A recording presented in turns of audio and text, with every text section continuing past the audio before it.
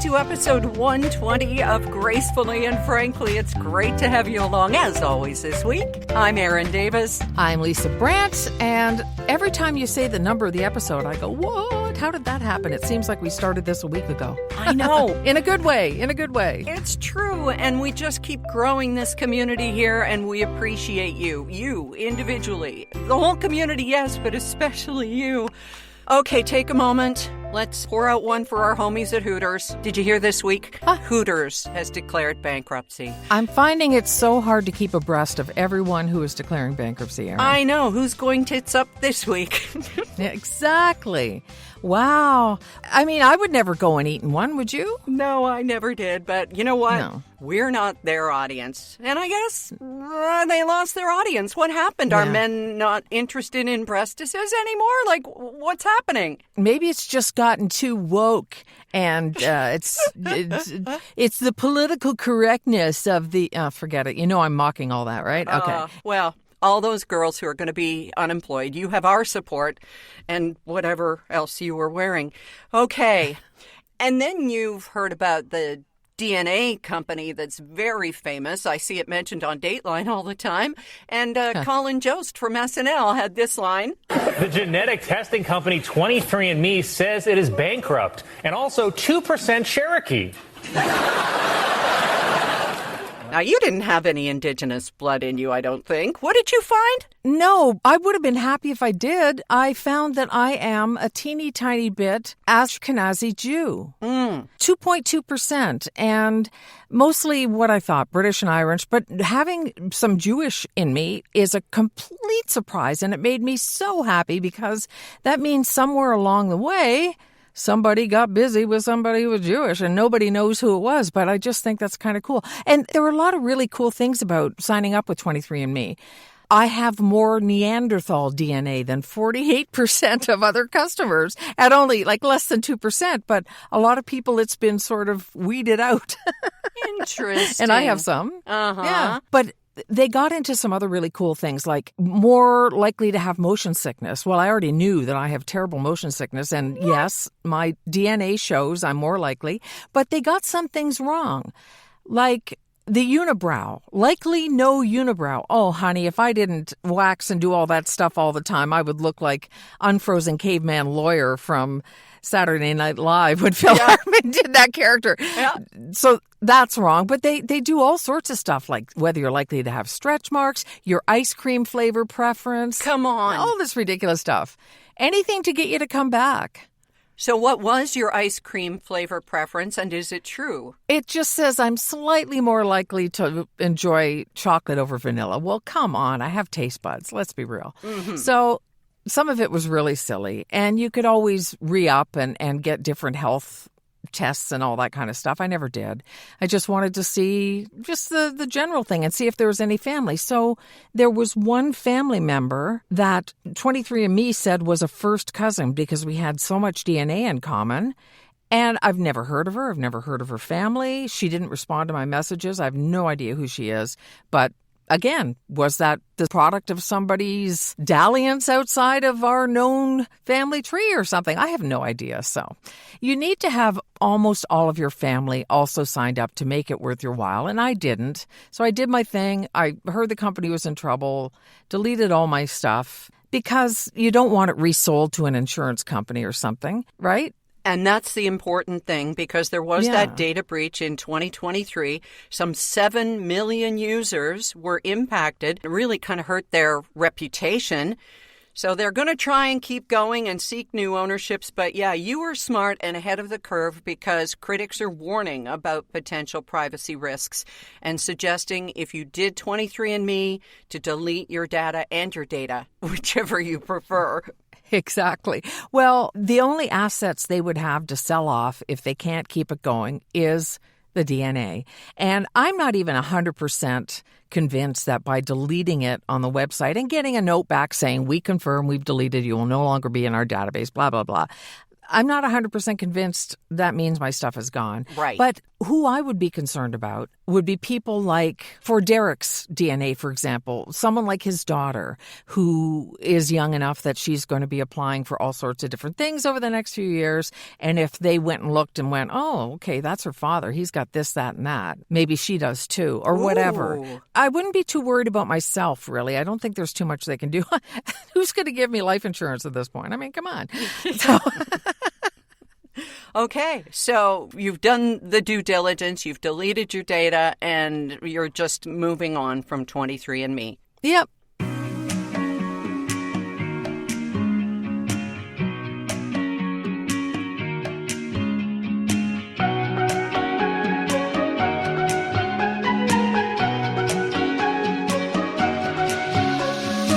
I think you've come up with a good way for us to learn a little bit about you that doesn't involve sending spit on a stick or saliva in a tube or whatever it was. Let's be clear here. The idea is to learn about each other. Oh. Not just me. Well, let's do you this week. Okay. I just want to make sure that's clear. I it's not, let's give people another thing to learn about me. Yeah. Okay. So the whole idea behind this, and you came up with this, was, of course, sometimes when Stephen Colbert has a particularly well-known celebrity on his show and somebody we think we know, he'll ask them the Colbert questionnaire, right? It's fun. Yeah, it's like a modern take on James Lipton's questionnaire that he used to do on Inside the Actors Studio. But I think this one is a little more down to earth. Okay.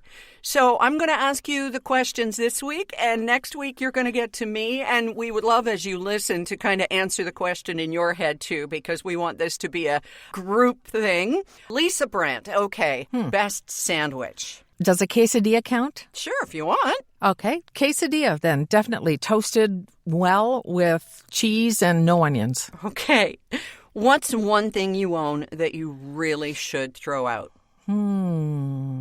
I think my business skirts. By throw out, it also means donate, but I think the skirts that I used to wear kind of in a suit, I don't need those anymore. Okay.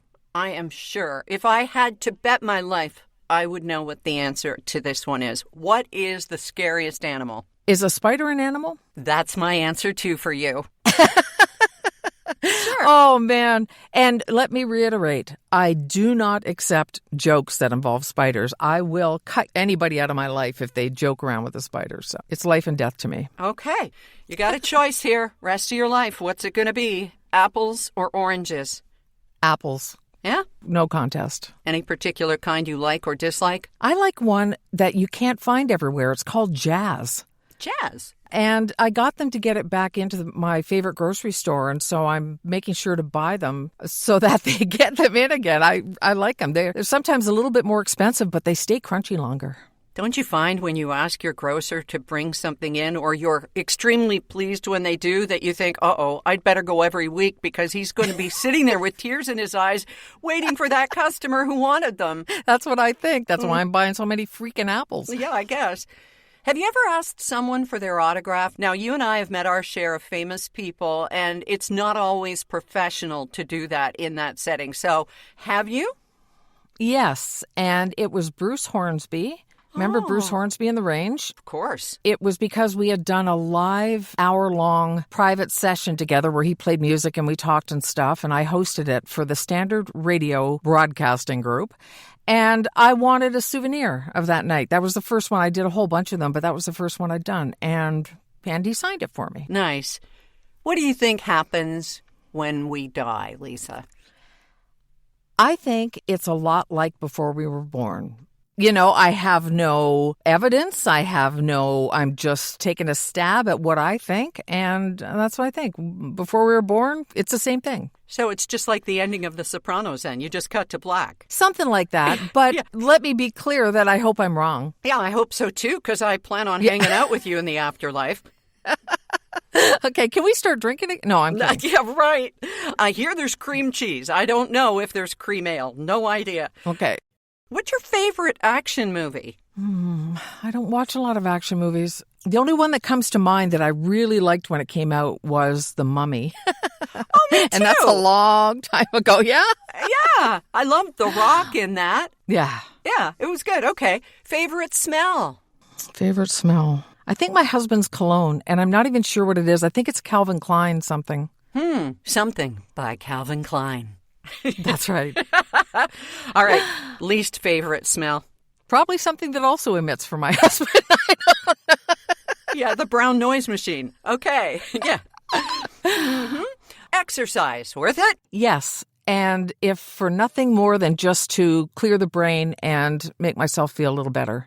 Yay. I'm not trying to get six-pack abs or anything. I think it's good for mental health, though. Good. Okay. Water. Flat or sparkling? Flat, baby. I don't drink anything with carbonation. I just can't. Okay. What's the most used app on your phone? Ooh. It's either Facebook Messenger or text. Okay. Probably text. It's always me. It is. Oh, in fact, God. I'm texting you right now. No. Yeah, what does she want now? All right. You get one song to listen to for the rest of your life. What is it? See, this changes for me all the time. It's always something different, and it's never the same genre. So at this moment that you're asking me this, it's a song called Shine by an artist called Mondo Cosmo. And I have only just discovered him. The song is 8 years old. It was played on the finale of Reacher Season 3. And I am obsessed with it. And it will pass, and then there'll be something else. But at this moment, that's what I would pick. Okay, well, let's listen to a few seconds of it. Shine down a light on me, show a path. I promise you I will return if you take me back. Let them get high, let them get stoned.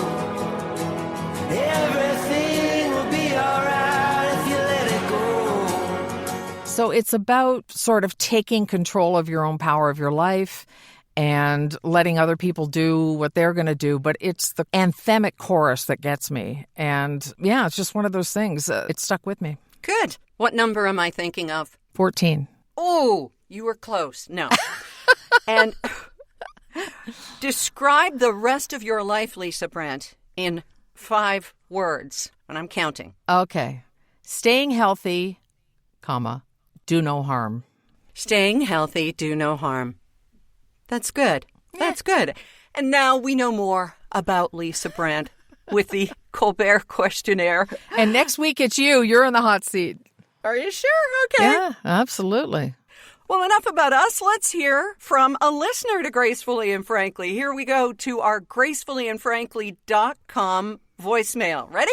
Hi, Aaron and Lisa. It's Kathy Buckworth calling from Mississauga. Long-time listener, first-time caller. I wanted to call in. You guys know I listen to your podcast every single week, and I love it. And I just had to call in to talk about episode 119 when you talked about Aaron donating blood on Lauren's birthday, which was so lovely. And I wanted to share my own story because you said you were impressed by people that were younger that were there. I'm a regular blood donor, and I had a friend who was quite ill, and she was in the hospital, and she knew I was a blood donor, so she reached out to me and said, I just want to thank you. I'm not getting your blood, good for her, but for people like you that donate blood. And I told this story to my son, who was about 19 at the time, and it really got to him because he knows this friend quite well. So he has become a regular blood donor as well. So I think sometimes when we share a personal story like that, it makes a big difference. So thank you for spreading the word yourself about blood donation. Also, I just want to say, I love my Envy pillow. You guys put me onto this. I got one for my birthday, and I take it with me. I love it. Thanks so much. Love your podcast. It's Kathy. Thanks for letting me chat with you. Bye. Well, thank you, Kathy. So good to hear from you. She is such a sweetheart. And of course, we love more than anything to hear that we have another convert to the Envy pillow. Once you adjust your life to it and to deciding you're worth it to get a pillow that isn't just some run-of-the-mill flat thing you find in a store stacked high somewhere in the corner, you won't be able to sleep without it. It travels. It's so comfortable. The other night, Derek made the bed. He's a bed maker, and I'm a bed leaver aloner. Mm-hmm. He flipped my pillow around. Now, you can lay on it either side, but I like the side that's a little higher. And I'm lying there going, something's wrong, something's wrong, something's wrong. And I just had to flip it around the other way. I'm so used to it. I just don't want to be without it. And we do have a 10% off discount for anything at the beautiful Envy Pillow website. Check it out. Canadian made, Canadian branded, everything. Go to Envy, ENVY pillow.com and get 10% off using the code GF.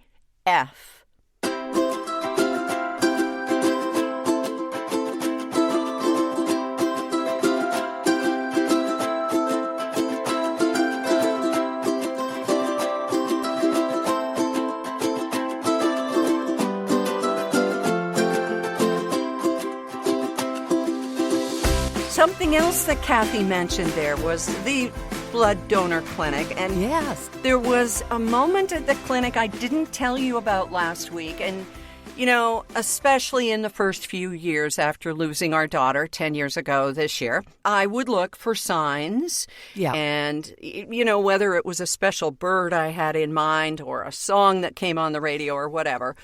And you've probably heard this, that spirits, if they want to be known, will tilt pictures or whatever, but Yeah. she would do that just to drive me crazy. In this case, it was music. So Rob and I get to the blood donor clinic. We're both seated in our chaise recliners and getting ready to give. And they have a boombox over by the wall. It just plays random stuff, not a radio station, just some kind of a mix. And all of a sudden, a song comes on that is very, very special to Rob and to me and to Lauren. Huh. And I said to Rob, "Can you hear that?" And he couldn't because of the way his hearing aids were facing in a big room. I said, "It's Penny Lane." Oh. Now, why Penny Lane? Well, the year that we decided to just go for broke, which was almost literal, and buy tickets to see Paul McCartney in Toronto, take Lauren and her then boyfriend, and we were allowed access to the sound check before the concert. We always loved Penny Lane. We'd been there in England. Lauren would go there on her honeymoon. And he didn't perform it in the show, but he performed it in sound check. Oh, wow. Yeah. What So a treat.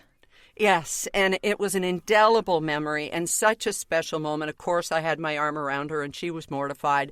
But Penny Lane came on as soon as we were in our chairs giving blood on Lauren's birthday. So, yeah, it's hard not to kind of think she was there with us at that moment. I mean, maybe not. Could have been totally random. I think she's always with you, Erin. I do. I mean, I talk about the spiritual realm and everything else being sort of outside my understanding, and I sort of don't go there. But, oh, my goodness, you've still got a relationship with her. I think she is with you. I really do. How does that sit with your Colbert questionnaire answer of thinking there's nothing after you die?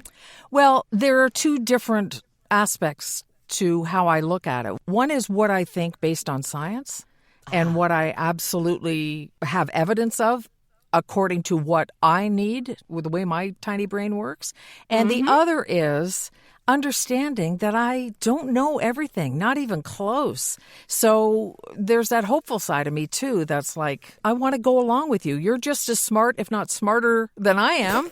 And so who's to say I know what's what? That's all. That's what that's about. You've never felt your mom come back and visit you or anything like that? I have felt sometimes that she's closer than others, but not so much come back and visit me, no. But then again, maybe it's because I'm not open to it. Like, I'm perfectly willing to admit that as well. So I don't know. I'm just a big ball of I don't know. Well, you know what? And that's missing in society today. We need to have the power and the intelligence to say, I don't have an answer for that, instead of trying to fill in all the blanks with conspiracies or whatever keeps the topic going, you know? Right, yeah. Well, I think it's beautiful, and there could have been a million different songs that could have been played at that moment. Why that one? So, yeah, I'm open to that, sure. And I'm happy for you. What a moment for you. It really was. It just added to the joy of the day. Wow. And speaking of joy, oh my goodness, did you watch any of the Junos on Sunday night? Yeah, I did. I watched some of it, I will say, afterwards, but I did watch quite a bit of it. Yeah, a lot of the Canadian rah-rah. Yeah, it was great. Bublé was the man of the moment. He was perfect for it. Anne Murray coming out in a sparkly hockey jersey and kind of got a little teary looking at her career and her life. I mean, she's 79. Yeah. What a great ambassador for Canada over the years. And same with Michael Bublé. Like, he said in an interview leading up to the award show that he's happy to be a singer and it's not his job to be political, but he feels the stress and he loves Canada and he wears the Canadian flag on his heart. And when people ask who he is, he says, the first thing I say is, I'm Canadian. Yeah. And this is where there's a lot of anger online. I mean, as usual, but especially directed toward Ryan Reynolds. Whenever he puts out one of his ads for gin, which is proudly American, as it says on the label, people say, would you read the room and do something for Canada? What do you think? It's a tough one because he couldn't get where he is today without America. But yeah, he is Canadian. He does spend quite a bit of time out west. I know I'm often seeing him visiting there, but he also has 4 kids, big lawsuit underway with his wife, against the director of that terrible movie she was in. That's what nobody talks about. The movie was terrible. It ends with us. Okay. So if that's not what's in his heart, I have to think that those ads were recorded a long time ago. And yeah, it's really not reading the room very well. I don't know. I have a hard time getting mad at him for it when he's got a life and other things going on. I'm more interested in looking at Mike Myers and going, holy crap, are you ever bringing it, man? You are like prime minister or something, He's the new Canadian icon. I don't know. Where do you stand? Well, Mike Myers had an awful lot less to lose than a Ryan Reynolds or a Ryan Gosling. Any of the Ryans, really, because his career is just kind of, there. Right. And he's showing up as Elon Musk on SNL. And other than that, we really haven't seen him in a long time. So he, A, had less to lose. B, Ryan Reynolds is such a public target because he is so accessible with all his social media for the things that he plugs. Right. And C, Ryan Gosling only shows up in the public eye when he's got something to plug or to prove, and I respect that. They're not ours. We don't own them. Right. So, yeah, I think I'm with you that these people have an awful lot to lose if they get kicked out of the United States, if they get shut down at the border, if anything happens like that to jeopardize their livelihoods, and maybe there's a studio contract with a clause in it that said, don't mess this up, There's so many things that we probably don't know about their lives, and they're public figures, and with that comes a lot of criticism and negativity. People are envious or have expectations they can't possibly meet or don't know the whole story. I find it just such easy pickings to just look at somebody and go, you're not doing this. Right. And I think you should be. Okay, put yourself in their shoes. You've got all this money, but all these other people depend on you for their livelihood. There's so many other things going on. I can't get behind a campaign like that. No, we've got enough negativity going on. Right. But you want to hear something really cute and positive and fuzzy? Please. Sierra Sil's customer for last month, for March, is a Canadian named Hudson Crowther. Huh? Hudson Crowther is an English lab. Oh, taking the pet shoes. That's fantastic. Yeah, and the person who wrote about Hudson and just sent the most adorable picture of him said, these leaps and bounds make a huge difference. Our dog is 9 years old. They really help with his hips.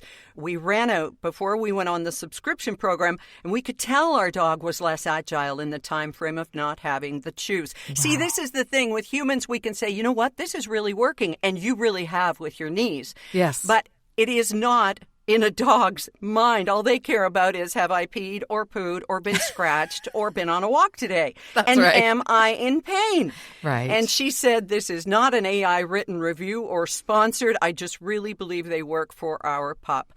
Check them out at the website. Use the code GF. If you have any trouble or any questions at all, contact customer service on the website, and here it is. SierraSil.com. Sierra, like the mountains, SIL.com. And with that code GF, you will get 14% off your purchase.